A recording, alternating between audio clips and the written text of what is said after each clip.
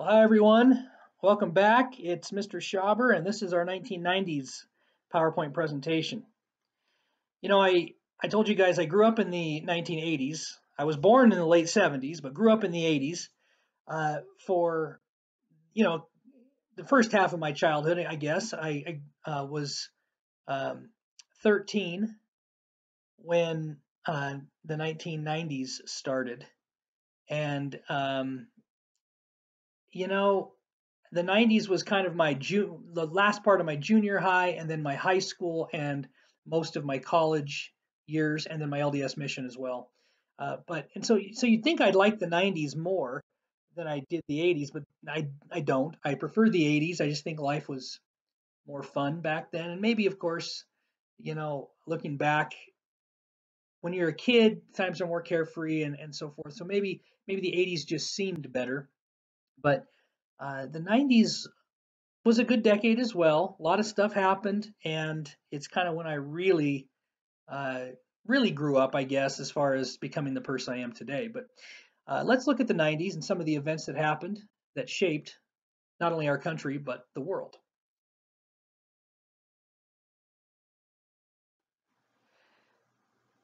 In 1990, with the Cold War ending, Germany is reunified. The Berlin Wall came down, and East and West Berlin and East and West Germany were reunified, and it was a great time. It was a great event when that happened. Not so great event was when Iraq invaded Kuwait. Kuwait is a small oil-rich country in the Middle East, and Iraq wanted their oil supplies, and so they invaded. The Hubble telescope is launched into orbit, which gives us amazing pictures from space, things we had never seen before. And Jim Henson, the creator of the Muppets, passes away. And Jim Henson kind of revolutionized the that style, that genre, if you will, of artistry with the the whole Muppet thing. It was great. Who doesn't love the Muppets? Who doesn't love Kermit the Frog? And anyway, so he passed away, and that was a sad deal.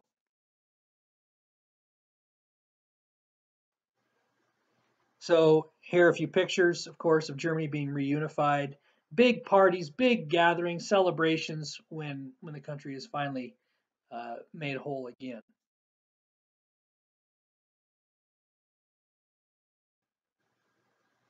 And then the Hubble telescope there on the left, and some of the pictures it produced on the right. Unbelievable. Just, it opened up our view as to, how big space is and what's out there to some degree. We still haven't scratched the surface, but we get an idea of just how vast space is. In 1991, because Iraq had invaded Kuwait, we go in and invade Iraq. Of course, the United States had a major interest in the oil reserves of the Middle East, and we didn't want little Kuwait to be taken over by Iraq and its dictator Saddam Hussein, and for Iraq to get their hands on that oil supply. So we invade, and the Gulf War ensues, and it literally is broadcast on nightly television. And it wasn't much of a war. We annihilated the Iraqi forces. They didn't have a chance against the U.S. military. But at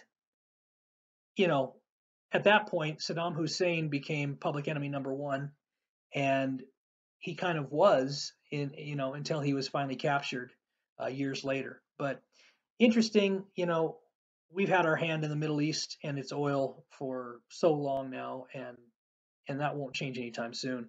The Soviet Union, as we knew it, ends as well in 1991. Communism had been crumbling since 1989 through 1990, and in 1991, it's made official, and that was a glorious day.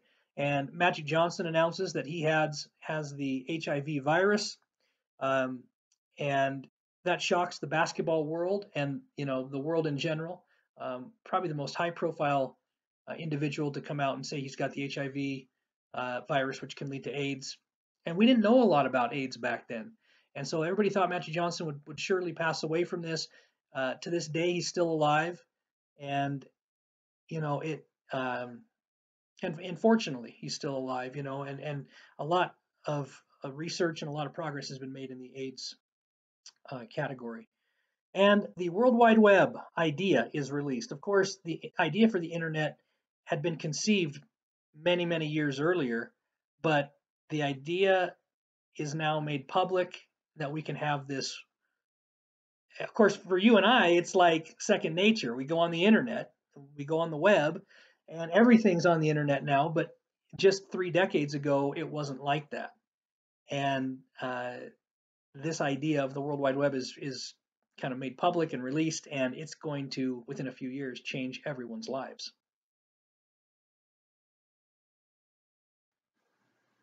And so there's the Gulf War beginning. Saddam Hussein, the dictator of Iraq, on the left there, and of course, our military is showing up there on the right, and we're just going to destroy the Iraqi forces. But it was all about money. It was all about protecting oil and oil reserves in a region, and to make sure we could get our hands on them too. And so, but that's like what we did, and we didn't apologize for it. So whether it was right or wrong, it's what happened.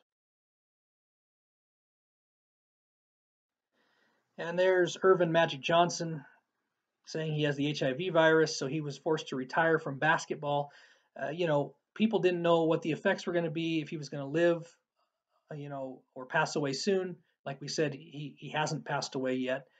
He's still going strong, but he was forced to retire because, they said, well, we can't risk him spreading the disease.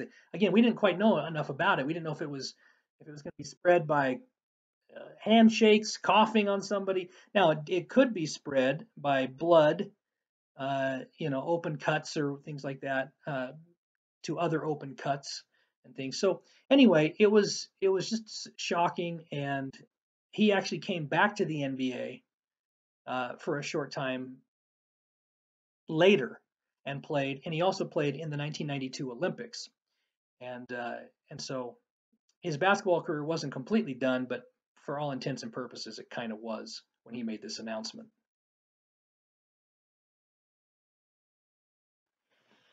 In 1992, Los Angeles, California, and areas surrounding it experienced riots, and they were really kind of race riots. It was all in response to an incident caught on camera. A truck driver by the name of Rodney King, who was pulled over and arrested. And of course, the media didn't tell us the full story at the time. So what people saw was policemen arresting this guy and smacking him over the head and beating the heck out of him. What the media didn't tell us was that he was high on drugs, and he wasn't feeling the pain when he was getting whacked and arrested.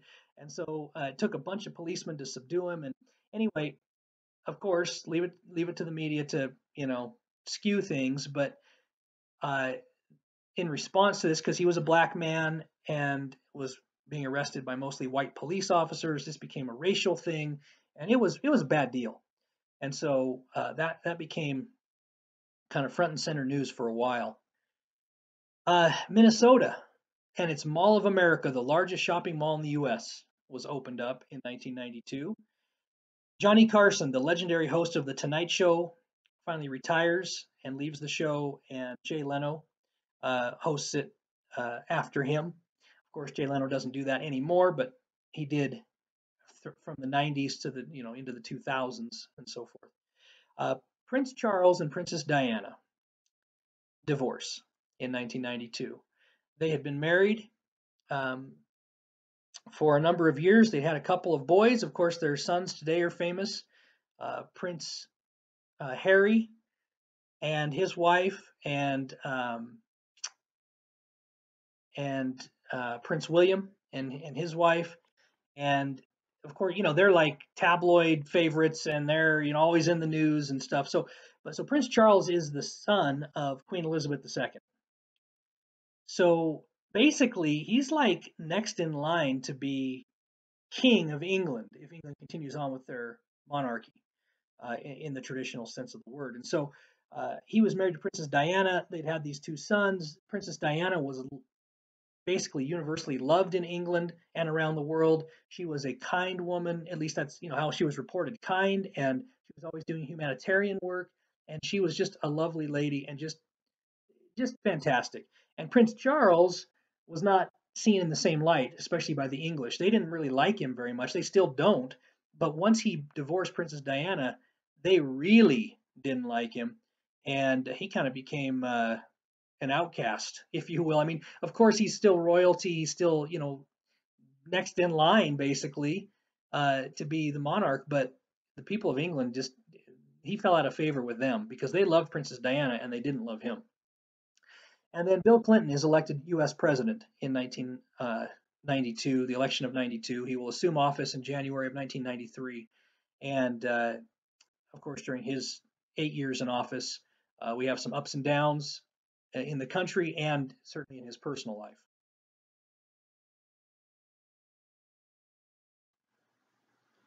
So here are a couple pictures of the Mall of America. It's huge, right? You got like the roller coasters. You got the amusement park inside the mall and Legoland and everything else, right? Just enormous. And there's Bill Clinton, who had been the former governor of Arkansas, elected president in 92.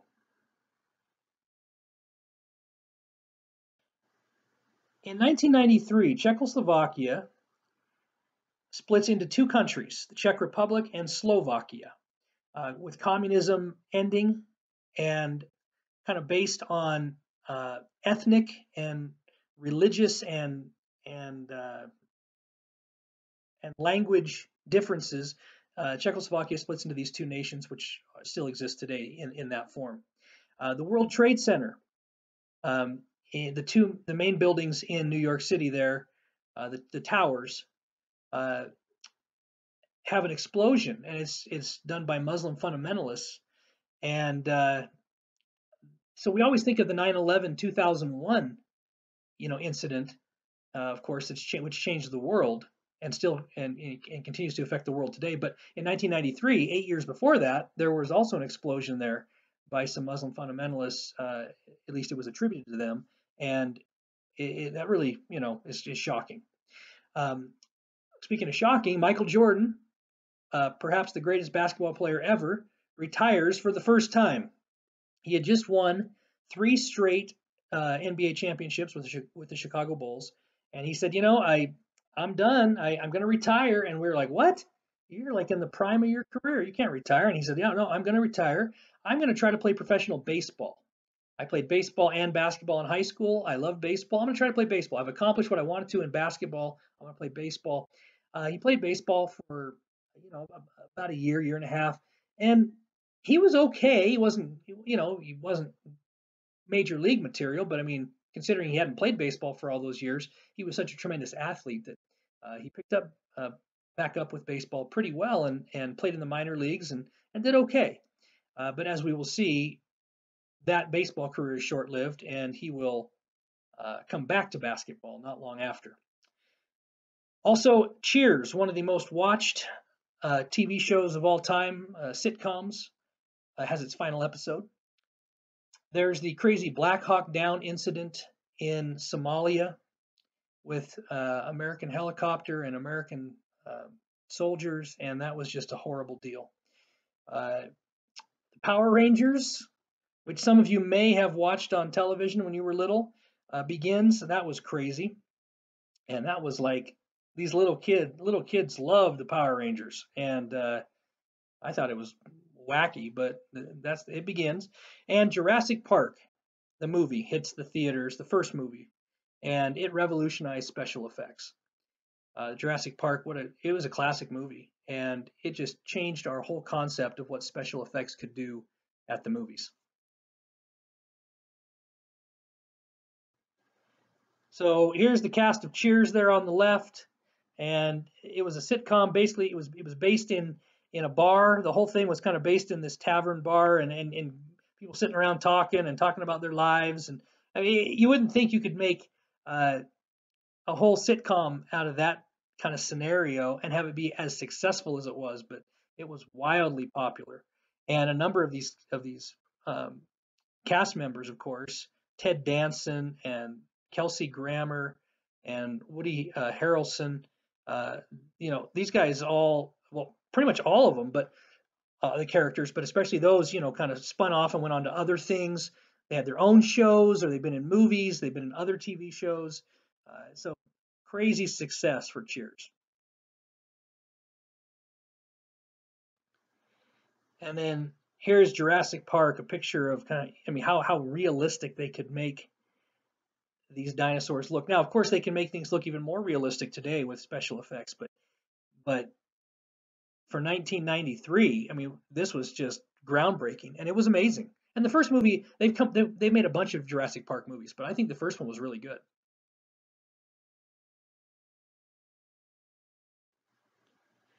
In 1994, there was a tragic civil war in Rwanda, and if you want to study more about that, it will make you grateful for where you live. It'll probably make you cry as well for the atrocities that were committed. But the Civil War is based largely on Belgium, the European country who had controlled Rwanda for so long, left, and there was a minority group in Rwanda and a majority group. They're all Rwandans, but they said they could kind of tell a difference in appearance between the two groups. One was called the Hutu and one was called the Tutsi. And the Hutu are the majority group, but they felt like they had been oppressed during the Belgian rule, and that the Tutsis had been given special privileges, and now the Hutu are going to take out their anger on the Tutsi. And a terrible civil war results in countless people die. What a terrible thing. And Rwanda still hasn't really recovered from that all these years later. They made a movie about that incident called Hotel Rwanda, which is fantastic, but it's kind of hard to watch. But what a good movie. Black holes are proven to exist in the universe, in outer space. Okay. Also in 1994, the Major Leagues goes on strike, and the World Series is canceled. And it was the first time they hadn't had a World Series in 90 years. And it was, for baseball fans like me, it was terrible. I was a senior in high school in the fall of 1994, and so I graduated in 1995, and so there was no World Series my senior year, and I was bummed. But it was, of course, about money, players and owners, bickering about money and some other things. So, but they got things figured out, and baseball got back the next year. Oh, the OJ Simpson murder case! My goodness, that was just front page forever. OJ Simpson, the football star, former star, was accused of killing his estranged wife and her friend, and it was nuts. The country's in shock. OJ Simpson was a hero for a lot of those people in Southern California.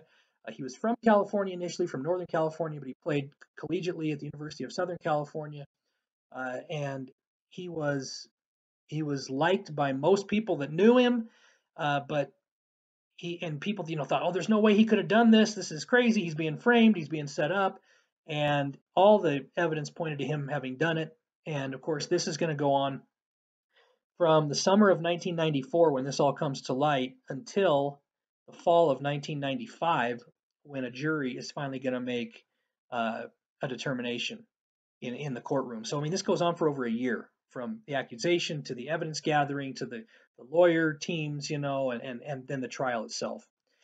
Former President Richard Nixon passes away in 1994, and Michael Jackson married Elvis's daughter, Lisa Marie.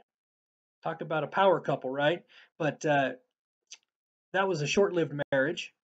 But they were married, and so who would have thought, right, that Michael Jackson would marry into Elvis's family? Of course, Elvis had been passed away for many years by this time, but his daughter, who I think looks just like him, Michael and Lisa Marie got married. So that was, of course, in on the front page of everything when that happened. Here's OJ Simpson on the cover of Time. There's a picture of him playing for the Buffalo Bills, who he spent most of his NFL career for or with. But yeah, this was just insane when this happened. There's just no way, right, that OJ could have done this. But like I said, all the evidence indicated that he did. He was as guilty gets, no doubt about it. But a jury found him not guilty in the fall of 1995, which was shocking, but not so shocking. You know what I mean? It was like we all knew he was guilty, but a lot of us kind of thought the jury would not find him guilty based on a number of reasons. So anyway, it was crazy, but yeah, this was front page news, for a year.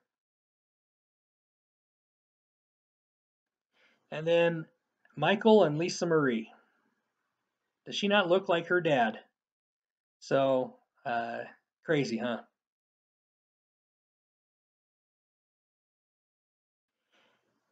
All right, in 1995, the Oklahoma City bombing, that was crazy. Spring of 1995, school year was getting close to being done within a couple of months, and Oklahoma City at its federal building has a bombing. You'll see the effects. I mean, it just blew off the whole front half of the building. It was horrible.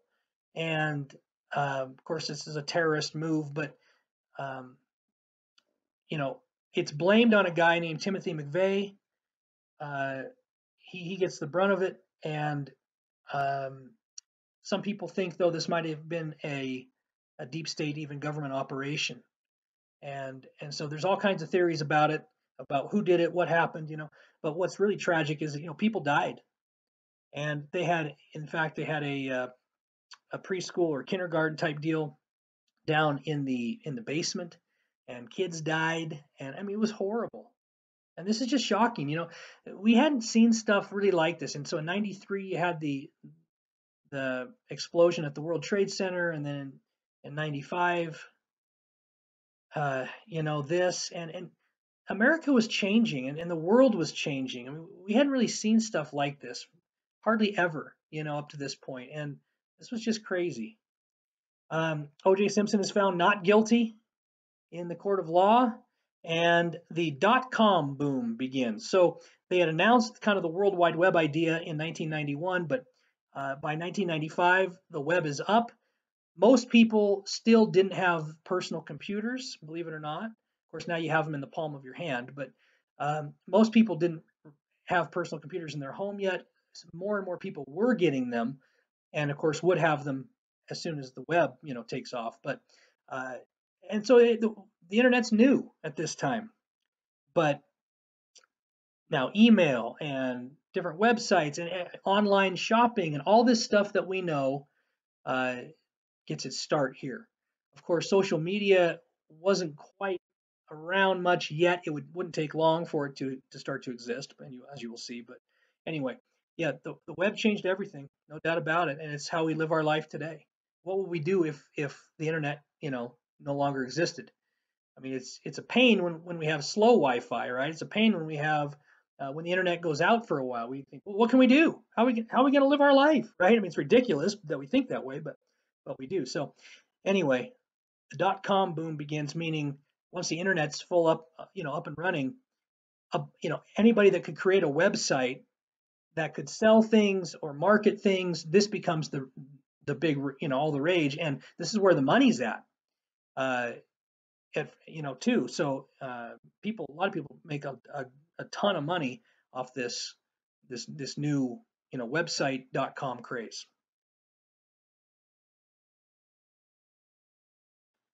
So this is the result of the Oklahoma City bombing. I mean, what a mass devastation, just horrific, right? Just crazy. And the story was that this Timothy McVeigh, he gets blamed for it, but if you do more research on it, you're going to see different theories. But that he backed up this van full of explosives and it blew the building up, and yeah, I'm not going to make any determinations, in this presentation. But again, you can do your own research and find your own answers, or at least your own or at least what other people say about it. But it was, regardless, you can see the damage and the not only the physical toll that it took on the building, but the loss of life was just horrendous.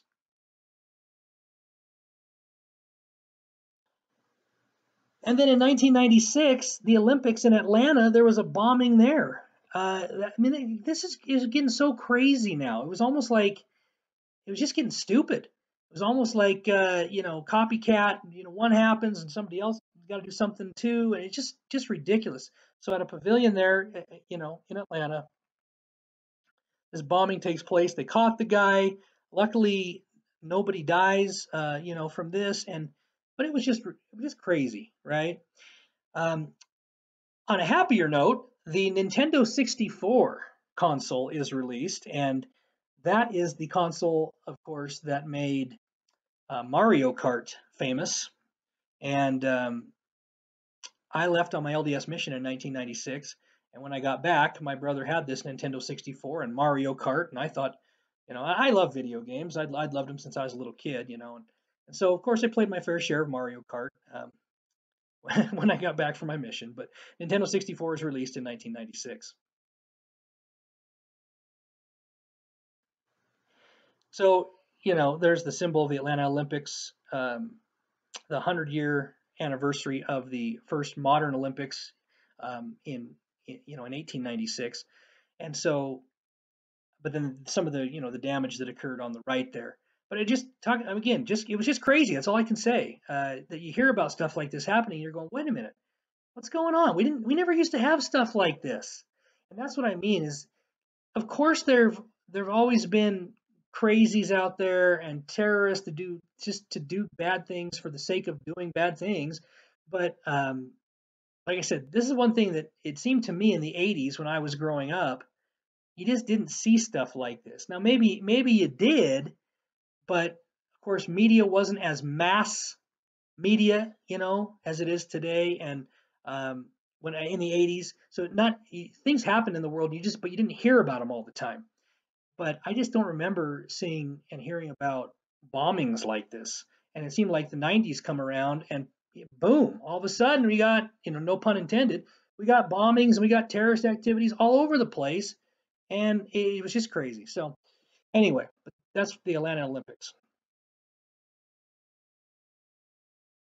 And then the Nintendo 64 console with its cool looking controllers. Um, gotta love it. You just gotta love it.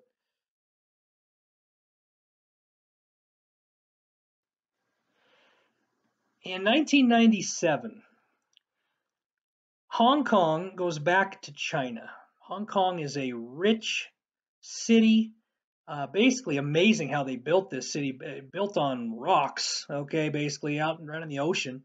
But Hong Kong had been controlled by Great Britain, and the deal was, though, between Great Britain and China that it would go back to China in 1997, and since up to this day, it's still controlled by China. Now, of course, most people in Hong Kong were not happy about this because they didn't want to be controlled by the communist Chinese government. They liked the freedom and the liberty that England had basically given them. And China, since it took back over in 1997, has always kind of encroached on Hong Kong. Always, just little by little, has kind of inched its way in, and they, the influence that the communist government has in Hong Kong can be seen and felt today for people who live there. So anyway, it kind of crazy. But speaking of tragic and crazy, Princess Diana dies in 1997. So she and Prince Charles had been divorced for a handful of years, and she dies tragically in an automobile accident.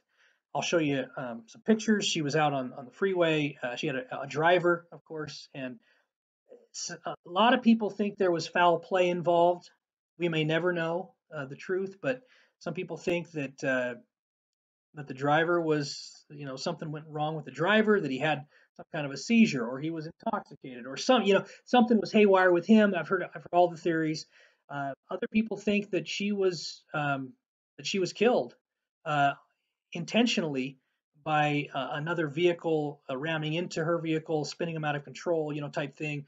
Of course, people in England who hated King Charles, or not King Charles, Prince Charles, uh, they think that he might have been behind it. The royal family might have been behind it, because Princess Diana's fame only grew after the divorce, and Prince Charles, he got less and less popular, and the royal family in general did after that. So this was a terrible thing. I was on my mission in Brazil of course, in 1997. I remember the people in Brazil were crying and in mourning over Princess Diana. I mean, she was loved the world over, no doubt about it.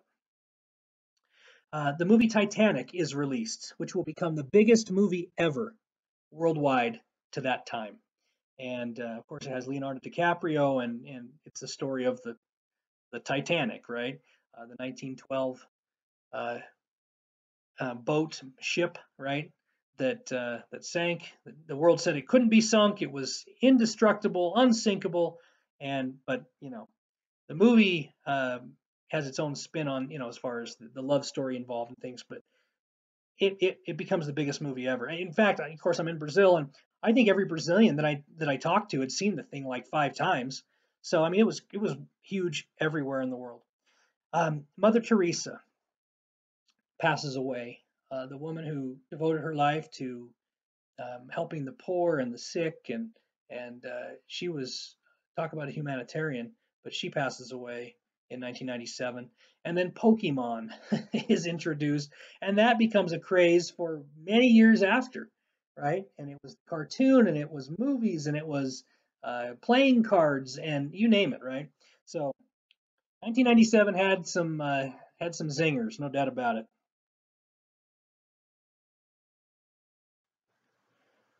And there's Princess Diana, uh, and that's what her car looked like after the accident.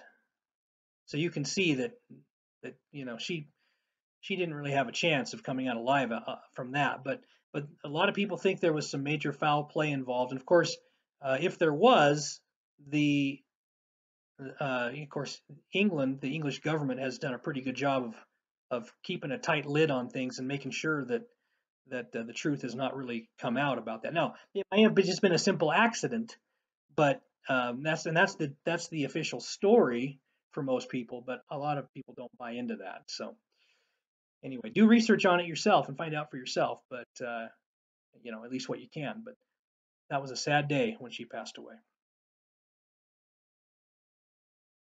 And of course, Titanic.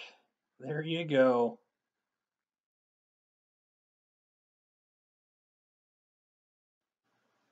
In 1998, President Clinton uh, first denied that he had had an affair with one of his interns in the White House, and when all the details came out that he couldn't deny it anymore, he was forced to come out on national TV and admit it. He was brought up on impeachment charges for this, and he was acquitted in the Senate, and he stayed in office. But this was, of course, this was the scandal, right? And if you study more about Bill Clinton and Hillary Clinton, you will find that probably that this is just the tip of the iceberg as far as scandals went. For according to what during their years in the White House, you can find all kinds of memoirs and people that were around them that will tell you stories, you know, about their exploits anyway. So, but he had that scandal in 1998. Uh, who doesn't love The Price is Right? But boy, my little boy loves The Price is Right. He still watches it, and in fact, I think he's upstairs watching it right now.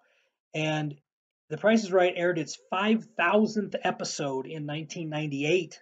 Now I'm speaking as of the end of April of 2020, and it's still on. So how many episodes has Price is Right had now? I have no idea, but I mean that show will probably go on forever. In 1998, baseball really needed a lift, really needed a boost, and it got that boost in the home run race between Mark McGwire and Sammy Sosa. In 1994, they canceled the World Series. The players had gone on strike. They came back the next year in '95, and they'd been going since then. But a lot of the fans didn't come back right at first, and a lot of the fans were really upset with baseball, and it was a tough time for the major leagues. And but in 1998, Mark McGwire and Sammy Sosa got into this home run race, and they were hitting home runs like we had never seen before on just such a huge pace. And they were both racing toward the single season home run record, which at that time was held by Roger Maris, who hit 61 home runs in 1961. Before that, it was Babe Ruth, who had 60 home runs in 1927.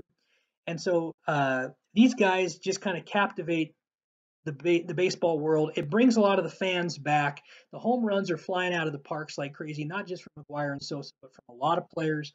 And fans loved it. Fans loved to go see the home run. But the thing that we all kind of turned a blind eye to, or we're just oblivious to, is how big and strong and just how inflated these players' bodies had become. As far as just their arms were like tree trunks, and they were using steroids. A lot of them were, and McGwire and Sosa included, and which was against baseball rules. But baseball wanted the fans back. They needed the television contracts. They needed the fan attendance. That, you know what I mean? And so baseball turned a blind eye to it, plain and simple. And McGwire and Sosa both end up breaking the 61 home run record for that season. McGwire, in fact, ended up with 70, and Sosa ended up, I believe, with 66. But I mean, just it really brought fans back to the game. And so there were some positives from it. Of course, the long term was negative because it was the steroid era, and it really it tainted baseball for a lot of the purists, during that era. But anyway, it really rejuvenated and re-energized baseball for the time being. And my favorite TV show ever, Seinfeld, ends in 1998. Its final episode. It had been going for a number of years, and about 9 or 10 seasons, and or so, and it was the most watched show on TV. And so when it ends, I was a little bummed, to say the least, but that's how it goes. But it's just a TV show. But it was a classic with Jerry Seinfeld and George Costanza and Cosmo Kramer, and Elaine Bennis and all the other funny characters. It was great. Harry Potter is released in the United States in 1998.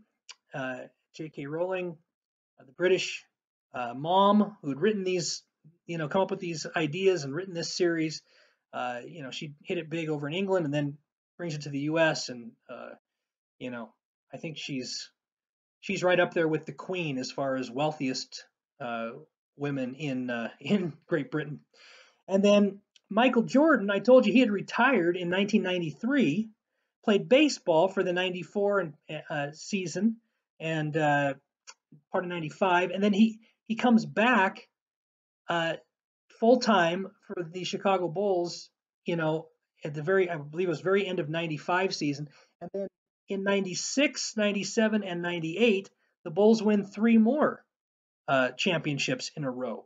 So Jordan won in 91, 92, 93, and then 96, 97, and 98. Of course, 97 and 98 were at the expense of our beloved Jazz, and so that was tough to watch the Bulls beat the Jazz 2 years in a row in the finals. But Jordan, after the 98 season, says, well, I've won 3 more now. I won 6 in all. Yeah, I'm going to retire again. So he retires for the second time from basketball, and people think, well, okay, he's probably done for good now. And no, he would come back, a couple years later and play a little more, and then end up retiring for a third time after that. But anyway, Michael Jordan and his sports saga, of course, was kind of the storyline of the NBA in the 1990s. So here's Mark McGwire and Sammy Sosa, and they were just hitting home runs like crazy. Balls were flying over the fences. Fans loved it. People were flocking to the stadiums, and baseball was back. After the strike of 1994. But like I said, it was tainted. These guys were on steroids, performance enhancing drugs, And you know, because of that, well, let's put it this way.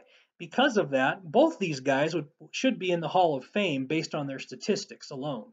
But because they were using steroids, neither of them is in the Hall of Fame. And a bunch of players who were good enough to be in the Hall of Fame during the steroid era that were using steroids and performance enhancing drugs are not in the Hall of Fame today, and who knows if they'll ever get in. So you can see, we loved it as fans during the time it was happening, but it was, it was all kind of, I don't know, it wasn't real, it wasn't full on. They weren't being totally honest with us, right? And it wasn't quite as real as it seemed. So anyway, bittersweet, I guess. And speaking of bittersweet, like I said, the last episode of Seinfeld airs in 1998. This was my favorite show. I've seen every episode probably, I don't know, probably 10 times, but um, yeah, I loved Seinfeld. And here you go. First Harry Potter books released. Look at the title over there, Harry Potter and the Philosopher's Stone, right? Some of you might notice something, with that. If you're big Harry Potter fans, you might notice a little something different compared to the United States release of the book.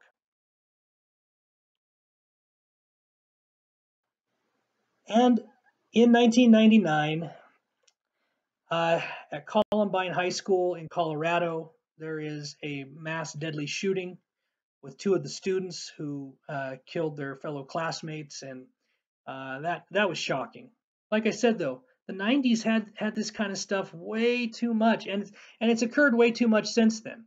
These tragedies, America changed, I think, in the 90s. That's why I say to me the 80s. I know I'm living in the glory days, living in the old days, but to me the 80s was just different because we didn't have this kind of stuff, or not, at least not as regularly. And in the 90s we started to see it, and it got old so fast, and we've seen it since that day, or since the 90s. And boy, it's the world we're in now, right? On a positive note, the USA women's soccer team wins the 1999 World Cup in one of the classic um, games, one of the classic soccer matches ever in women's history. They beat China um, by penalty kicks that year, and it was super exciting. The Y2K scare. We look back on this now and we laugh and we think, "Are you kidding me? How could we fall for such a thing?" Now, a lot of people didn't fall for it, so to speak, but a lot of people did. Um, Y2K stands for the year 2000, and people were afraid as the calendar changed from 1999 to 2000, so December 31st, 1999 to January 1st, 2000. People were afraid that computers and the computing systems that control banks and all the what shows what money you have in your account and you name it, right? They controlled everything. That the computers were going to glitch out, that they were going to malfunction because they're not going to be programmed to go to the year 2000. That's just And that wasn't true. I mean, there really wasn't any big incident to speak of when the calendar changed um, to the year 2000. But people were freaking out. I mean, stocking up on food like it was the end of the world, and buying up all their guns and ammo, and they thought it was going to be an apocalypse. And people were buying generators because they thought all the power in their house was gonna go out, and all computerized and sensor controlled, and everything was going to stop working, right? Well, it didn't stop working. It kept working, but people were freaking out, and so um, it was crazy. It was interesting. Ask your parents about it. It was crazy. Um, the euro currency is made in 1999. Most countries in Europe, especially Western Europe, Central Europe, were part of what's called the European Union. They actually never voted to get into the European Union. They were just told, hey, you're going to be part of this coalition of European countries now. And whatever money you used before, you're getting rid of that, and we're going to use what's called the euro. So all the countries would have their money in common. Now, England kept its currency called the pound, and they still use that. But pretty much every other European country was using the euro. So that was a big change.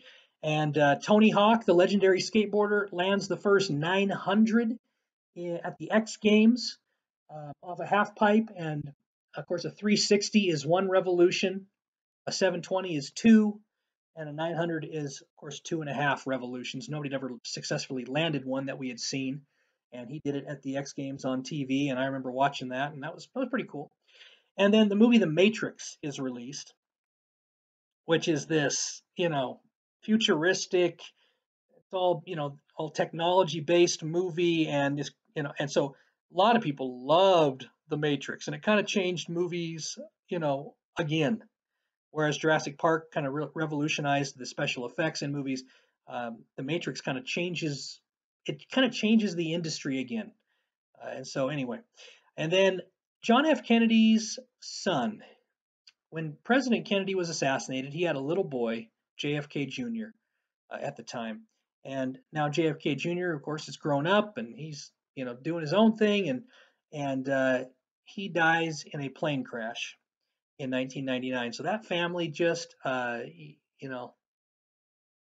they cursed or what's going on? It's something, because, that family's been through more things. But he dies in this plane crash on the East Coast, and that was a really tragic thing. So here's the euro. Okay, what the bills and the coins looked like. All right, when they came out, and that was the new medium of currency for Europe.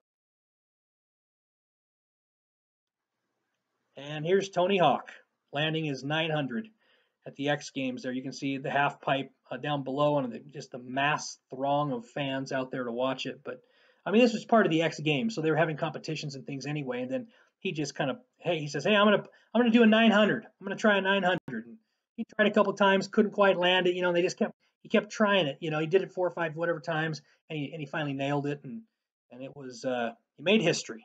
So there you have it. And the Matrix. Okay, uh, I like I say, furthering cinematic special effects. That's released in 1999, and Keanu Reeves and some others starred in that one. But it was, yeah, kind of crazy, uh, but it definitely was different than other movies. Let's put it that way at the time, or at least before it, right? So kind of changed the movie business.